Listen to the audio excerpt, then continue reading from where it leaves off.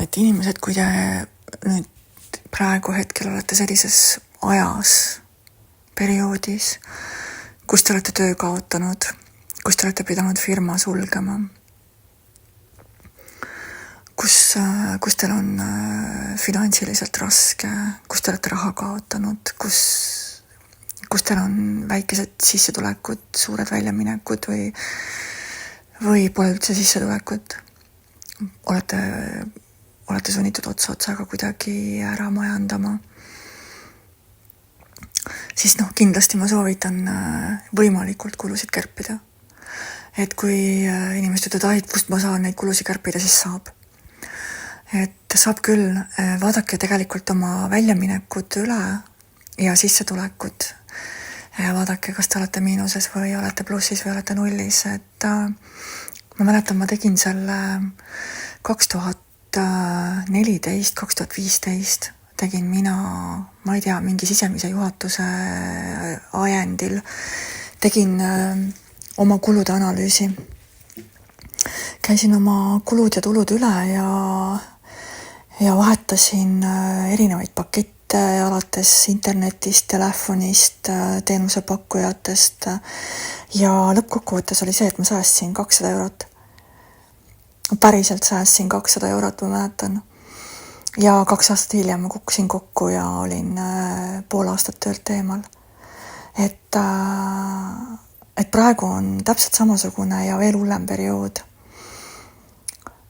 kus me tegelikult oleme justkui nagu lõpuaegade lävel. Inimestelt võetakse töö ära, inimestelt võetakse raha ära, inimestelt võetakse puhas vesi ära, inimestelt võetakse toit ära. Et nüüd, kus Hormoosi-väin on suletud, siis tegelikult alles paari kuu pärast hakkame nägema veel suuremaid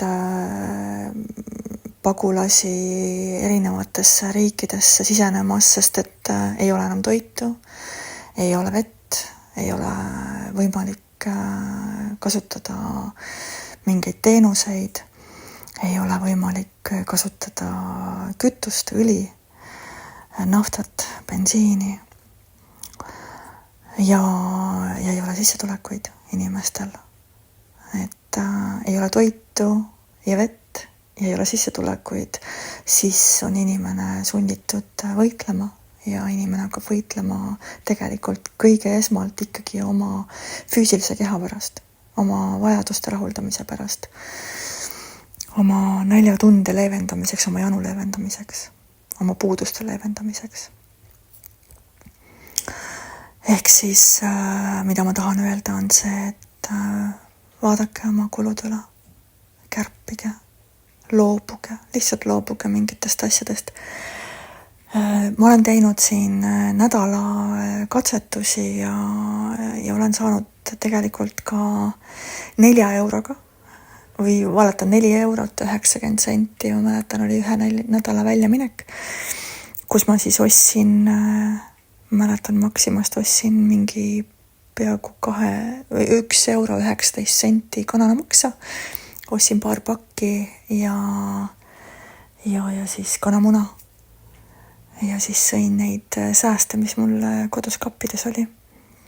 Nii et tegelikult 5 eurot läks mul ühel nädalal väljaminekuks ühele inimesele. Nii et selles suhtes vaadake üle oma kulud ja ärge sööge neid poolfabrikaate. Ärge sööge neid valmis toite, ärge sööge neid pakendatud toite, mis on juba valmis tehtud ja vaja soojaks ajada. Ärge sööge neid salateid, mis on tegelikult karpi juba valmis pandud. Esiteks, nad sisaldavad 50% täielikku jama ja teiseks, need ained, mis seal sees on, need tekitavad teie kehas sellise söömissööstru. See tähendab seda, et kui te olete ära söönud selle toidu, siis vähem kui poole tunni pärast. Teil on vaja uut seda samasugust kogust või veel rohkem, sellepärast et ta tekitab sellise tarbimise vajaduse kehas. Et ta tekitab selle tungi, et sa tahad veel. Aga tegelikult kõht on täis. Aga aju tahab veel, sest aju on antud täieliku segaduse signaalile. et ostke toitu, mida te saate ise teha kodus valmis, sööge seda värskelt ja kehal on tegelikult need vajadused olemas. Loomulikult need toidud sisaldavad ka antibiootikume, nad sisaldavad ka erinevaid mingisuguseid lisaaineid, mida loomadele sisse söödetakse ja mis sinna kehasse jäävad. Aga ma usun, et see on ikkagi natukene parem kui osta tegelikult pakendis seda, millest meil ei ole 50% nendest aimugi, mis ta tegelikult on ja mis ta meie kehale teeb. Et vaadake üle oma kulud, vaadake üle oma tulud, vaadake üle oma toidukorv, vaadake üle, mida te tegelikult ostate, ärge ostke neid jamasid oma lastele, vaid tehke oma lastele ka korralikku toitu.